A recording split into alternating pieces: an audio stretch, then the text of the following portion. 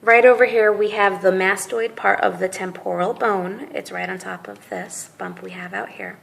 Then going in here, we have the tympanic part of the temporal bone. It's the slope that comes outwards.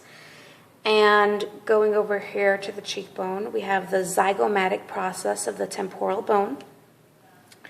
Right underneath it, over here, we have the coronoid process of the mandible. It's the upper part that sticks underneath the cheekbone.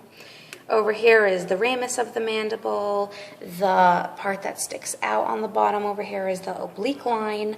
The hole over here is the mental foramen. On bottom here we have the mental tubercle. And the bumps on the bottom of the teeth are the alveolar process of the mandible.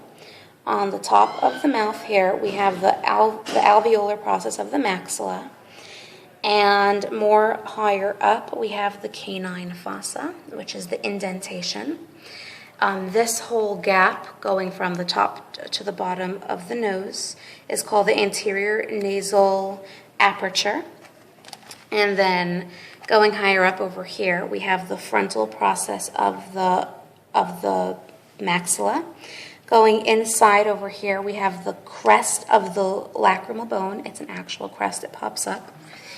And then we have the frontal process of the zygomatic bone, which would be the top right there, yeah. Top right here, yeah, is the frontal process of the zygomatic bone. Right above it over here, we have the zygomatic process of the frontal bone. This area going in here is the greater wing of the sphenoid. And on top here we have a frontal eminence, that is the bulge that comes out on top.